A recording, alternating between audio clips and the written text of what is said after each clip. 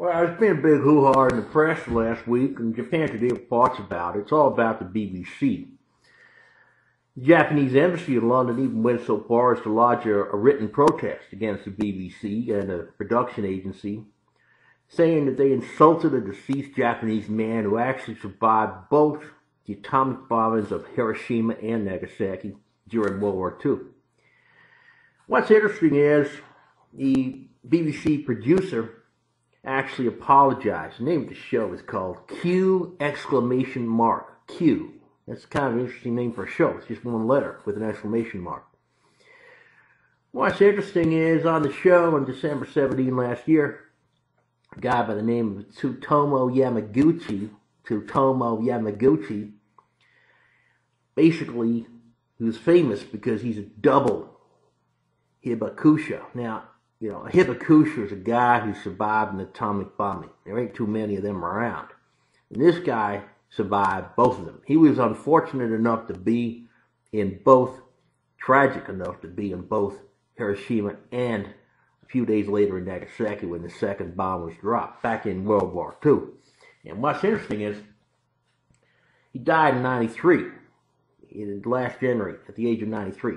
So that's a long-lived guy. I mean, he lived a long, fruitful, probably very happy life. I mean, 93, that's pretty good. Well, basically, they had him on the show, these pictures, and they introduced him as, get ready for it, guys, the unluckiest man in the world. Then they had pictures of his face and pictures of atomic clouds. It's kind of interesting because, you know, this is a touchy subject, as you can imagine, and if anyone basically survived 2 atomic bombings, I would say that they're lucky, not unlucky. So I don't know why the BBC would say they're unlucky. The unluckiest man in the world? Well, maybe he was the luckiest man in the world. You don't know how many girls he saw, how many great times he had. You don't know that stuff. Maybe he was the luckiest man in the world because he survived these 2 tragic incidents. This is the interesting thing. So I have to say, a lot of the Brits on the show laughed about it. You know, the BBC and the Brits are famous for that kind of humor. They have all this kind of humor like Ricky Gervais and, you know, kind of Monty Python, that kind of stuff. And, you know, the Brits around Tokyo will swear a lot, but they got a lot of good sense of humor if you can actually understand what they're saying half the time. But, you know, basically, the comedy's kind of tragic in a sense, and this kind of brings out the comedy of tragedy. You know, the tragedy of comedy and the comedy of tragedy. The comedy of tragedy is laughing at a guy who actually was in the wrong place at the wrong 2 times. That's the comedy of the tragedy. And the tragedy of the comedy, that's actually like the tragedy of the comedy is the fact that BBC got egg on their face over this comedy, which they thought was a comedy, was actually not. It was a tragedy. That's why it's the tragedy of the comedy. See? So I made that up. Kind of clever, huh? Comedy of the tragedy and then the tragedy of the comedy. Actually, it's not really funny. It's pretty atrocious. And, you know, you can even see now that you can't even joke about the atomic weapons because, you know, that's kind of serious. You know, dropping an atomic bomb is a serious decision. You don't make that lightly. I mean, I don't think a president wakes up and goes, yeah, just do it. No, I think it's a long process, a lot of decisions, a lot of people involved, a lot of decision making goes into that. So when you know, you have to be so unlucky that you're in the city that gets bombed and, you know, oh God, I'm in the city that got bombed, how unlucky am I? And then, okay, enough of this city, this city's being bombed, I'm going to go to another city. Then you go to another city and then like, kaboom, and it's like, oh God, how unlucky you got to be. You know, because these decisions are not made lightly. They're planned weeks and weeks and probably months in advance, maybe days even. So I think the guy was unlucky. But if you think about it, he was actually not the unluckiest guy in the world. He was the luckiest guy in the world when you think about it. When you think about it, you think This guy was actually the luckiest guy in the world, and you don't even know the stuff he got up to at nighttime. Alright, time for the weird stuff about Tokyo.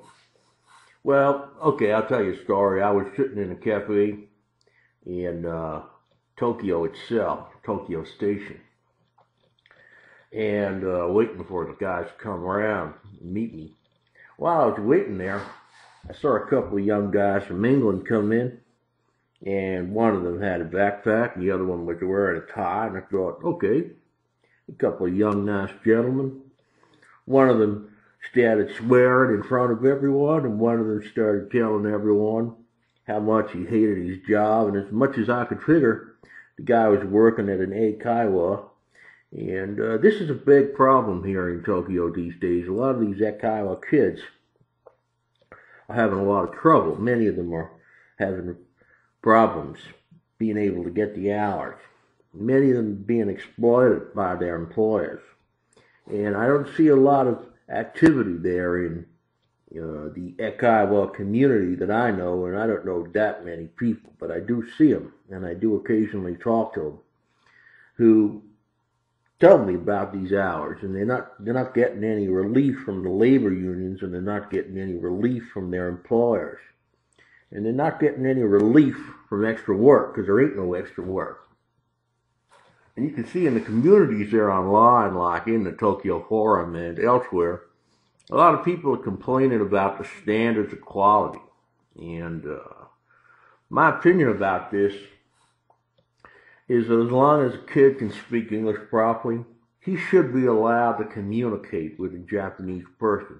Even if he don't have all those fancy degrees and stuff, he should be allowed to sit down, talk to a Japanese person, and that Japanese person will learn something, you know? Now, I happen to speak Japanese, so I'm fine. As you can tell from my pronunciations, I'm actually pretty good at Japanese. And this has become a big issue here in Tokyo. So much so, people are posting stuff that looks pretty nasty, but it's not. Things like, if I teach English past the age of 25, does that mean I'm a total loser? Well, this is an interesting question because, you know, a lot of people 25 are grown up. They should have their career.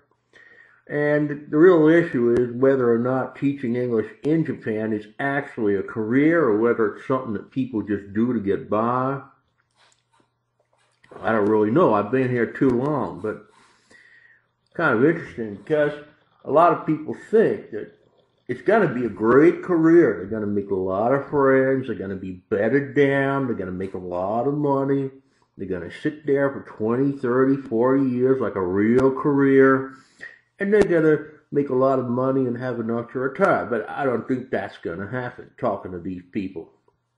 They ain't too optimistic about that. Many of them wish they had more work. They wish the eikaiwa they're working for was a lot more organized. And also, they also wish they had more chances to advance in the company and get to a higher level so they can start making the decisions from their own kitchen tables, if you know what I mean.